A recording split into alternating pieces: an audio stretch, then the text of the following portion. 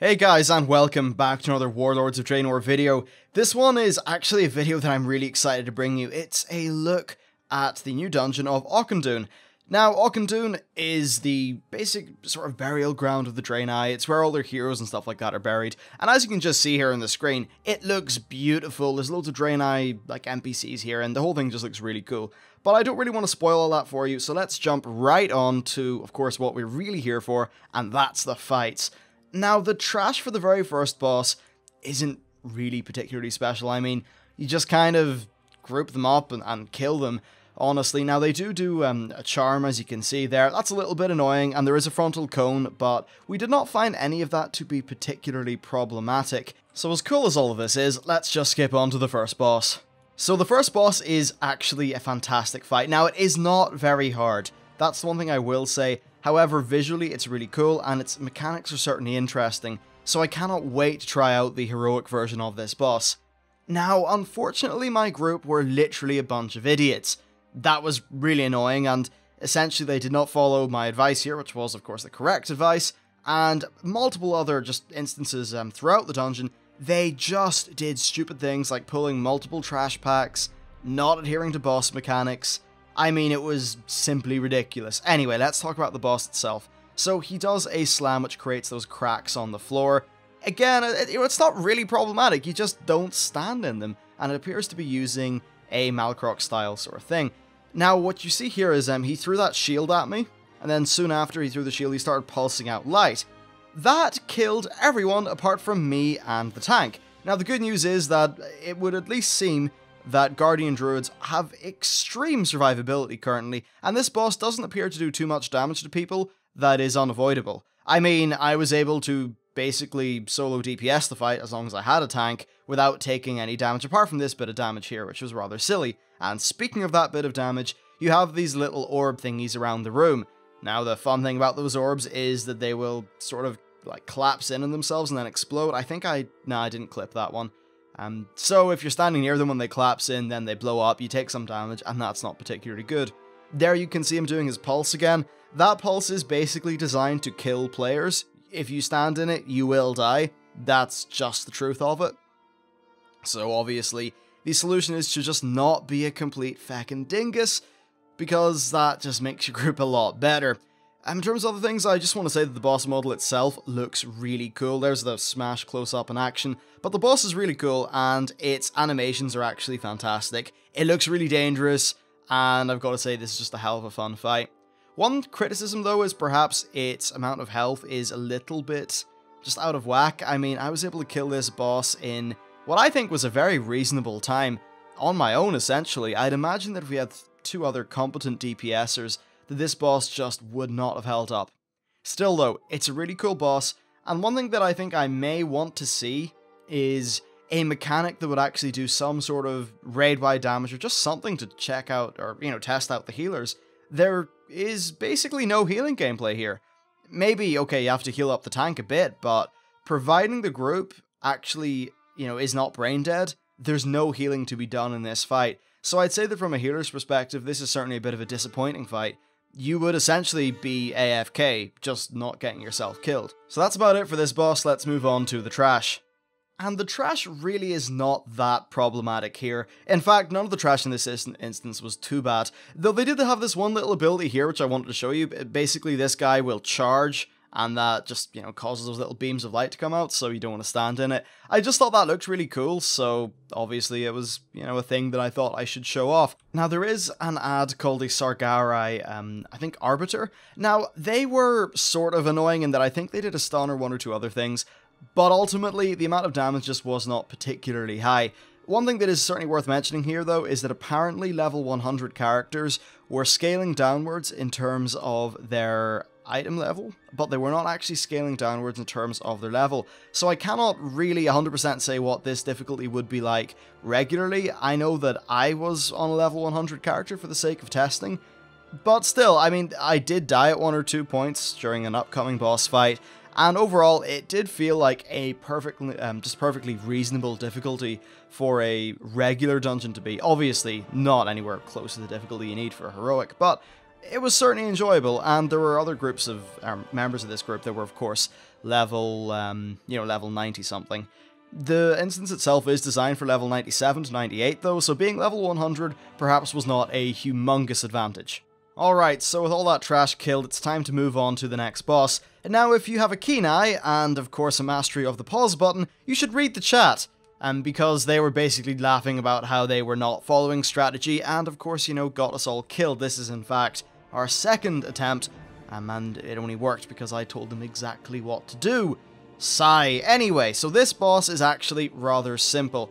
I suppose there is a bit of fun here, but it's not a crazy boss. That said, it's not a terrible boss, it certainly is fit for purpose, and I suppose that the movement mechanics are interesting enough.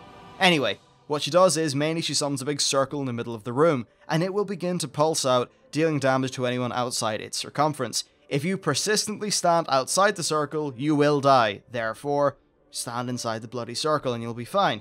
Again, not really a crazy mechanic, it's just one of those things that you sort of do, and then it doesn't kill you, and that's... I mean, it's punishing if you fail, yes, but it is an easy mechanic, I have no doubt about that.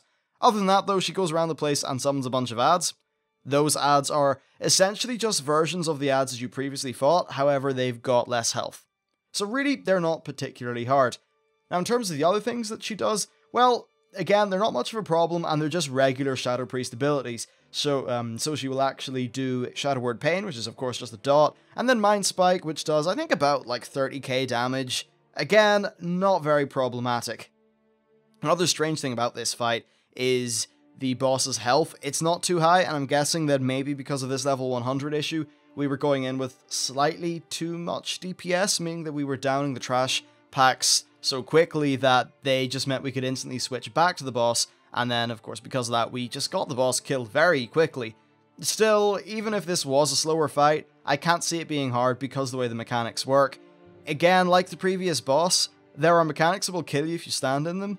Other than that, though, there really isn't much crazy, damage going out. It's pretty much, rudimentary. Though I would imagine that the heroic version of this fight could be pretty interesting, especially, again, if there was a less avoidable source of damage that was there to test out the healers. Anyway, let's move on to the trash. And to be honest with you, this trash is again not really a problem. Of course, you'll notice that it's all Burning Legion stuff, so that's pretty cool. Now, these big infernals will essentially just fixate on a player. You just, don't get hit by it and you kill them before they reach anyone. That's fine. There are then the fiery imps. Now, these fiery imps, they just sort of run around the place. They die very quickly. They don't do much. That's my experience. But there are these, purple imps. Now, these purple imps are going to be a problem in the next boss fight. But essentially what they will do is they will hard cast a ability which, at least when they're summoned in by the next boss fight, does about 60,000 damage. However, it's a very slow cast and it's interruptible, so overall this is a rather simple bunch of trash. Oh, there's also Fel Guards. Again, not much of a problem. I think they do like a frontal cone or something, but you don't need to worry about it. So with all the little demons killed, it's time to face their leader, who is the third boss of this instance. Now, this guy's actually a rather interesting fight. It is, again, not particularly hard in terms of its design. I know that numbers-wise you probably did have an advantage, but in terms of its design, it's not a crazy hard fight. Though I did actually have a death during the fight, though luckily enough, I think these people had maybe caught on a little bit more at this stage, and one of them did give me a combat res. Anyway, so the first thing that he does is called Fel Lash. I think that's on the tank, and it basically increases your physical damage taken by 100% for 7.5 seconds, and it also does a bit of damage. Now, what he's doing right now in the video is this thing where he jumps up, he becomes immune, and then he summons a whole bunch of ads. And I think at one point, actually, our warrior was attacking him while he was immune, which was a little bit embarrassing, but I digress.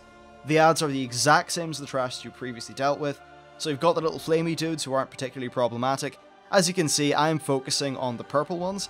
The reason for that's because I noticed they were hardcasting something, I got suspicious, and I decided to start killing them. Now that is actually something that would eventually cost me my life, because while hunters are great for damage and great for maneuverability, their interrupt is on like a 24-second cooldown, and that meant that I did take one or two of those hard-casted shots, and I was maybe out of range of the healer. I'm not 100% sure, but whatever happened, I essentially died. Anyway, so with that trash kill, let's just talk about the other mechanics. The one that's right in front of me is basically just a void zone. As always with Void Zones, you just don't want to stand in them because, like, demon fire coming from the ground is generally not a thing that's very good for your day. So, with that done, I think he's just going immune again. He brings in one of these Fel Guards. I think I accidentally nearly aggroed it off the tank, which would have been, of course, indeed rather stupid. And yeah, he does his frontal cone on the tank. That's fine. Oh, this is another thing the boss does. He just leaps at someone and that leaves the, like, Void Zone on the floor. So, again, that's fine. Now, you can't see that. There, you can see this ability now popping off me. I'm just doing this pulse of damage. Now, that's hurting me as well. But if that is near anyone else, it will also spread to them, meaning that's pulsing on two of us. So, if your group isn't, like, spread out, then that's just going to spread to all of your players, and your healer is going to have a very bad day. Now, I just got decimated there, as you could see. Of course, I then said, by the way, guys, we need to interrupt those. Unfortunately, that wasn't particularly being done too much. Hence, people, mainly me, getting killed. But whatever, we eventually got me resurrected, and off we went on our merry way, and killed the boss. Honestly, it was not a particularly hard fight. It was certainly, though, a fun enough fight. As a hunter, I felt like I had things to do. I had to make sure I wasn't passing that debuff on to the other raid members. There was fire to not stand in. There were ads to deal with, things to interrupt. The way that the boss does his Void Zone is, like, it's not just an arbitrary piece of fire that appears, he jumps on you, so you have to actively move out of that. I do think that's a well-designed fight, actually, and I like the fact that there are those ads there that actually have a rather punishing mechanic that will hurt you. So I think that's overall just really good, and for the sake of brevity, let's just move on to the next fight, because this one actually drags on a little bit.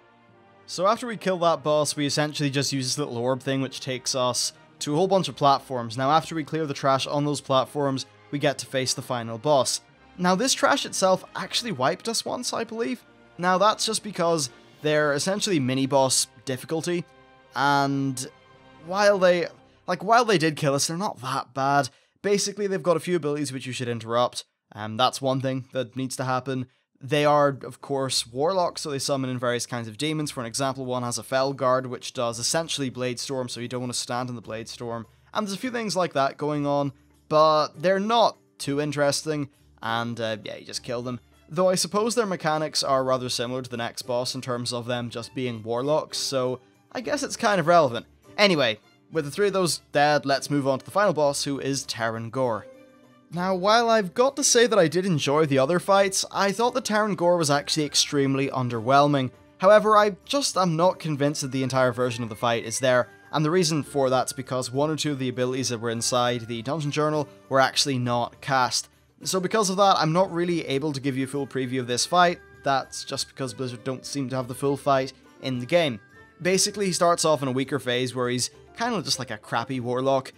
He can then, after that phase, devour some souls or something like that at 75% health to basically spec himself, which gives him access to some destruction, demonology, or affliction abilities, though honestly we did not have much of a problem throughout this entire fight. Essentially all he did was perhaps immolate us, maybe do the odd Chaos Bolt, he also did Hellfire.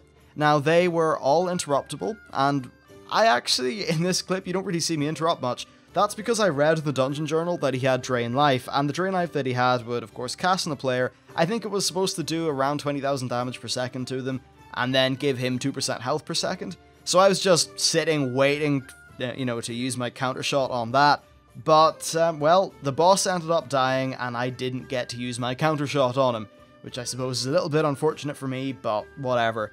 I think this boss could definitely be interesting, though, because he can spec into either Affliction, Demonology, or Destruction, which gives him kind of like the one weak phase at the start, but then once he absorbs these souls and specs himself, you can perhaps have 3 other phases, which could be rather interesting. So I'd imagine that if they really just, you know, go all out with the Warlock abilities in Heroic mode, it could be really cool. For an example, I wouldn't mind it if the Chaos Bolt would nearly one-shot someone in the Heroic, or in fact I'd like it if it did one-shot someone in the Heroic if it wasn't stopped, and that maybe the Drain Life could be problematic if it wasn't interrupted. However, a lot of his abilities and a lot of the sort of design around that is based off something being interruptible or not. Perhaps it needs something else. Of course, he's a Warlock, so he'll be able to summon in some minions or something like that, perhaps. Of course, we didn't see that happen in this fight, but it's just an idea. Obviously, you don't want a boss whose only challenge is interrupting a few things, because that would get extremely dull. So while this boss does have the potential to be interesting, it just didn't show any of that potential in the current incarnation, whereas the first 3 bosses were actually rather fun. Anyway, so that's basically it for the video. I've got to say that Auchindoun has left me impressed. I think that visually it's a really beautiful instance. It's got some interesting boss fights, it's got fun enough trash, and I think especially on heroic difficulty, I'm just really looking forward to testing this out. Now, the heroic Auchindoun is not available on the beta yet. A few of the other dungeons like Bloodmaw, Slag Mines, and Upper Blackrock Spire are available on heroic, so I'll try them out. But for now, that's basically it for me. Tell me what you think in the comments. Thank you very much for watching, and I'll see you next time.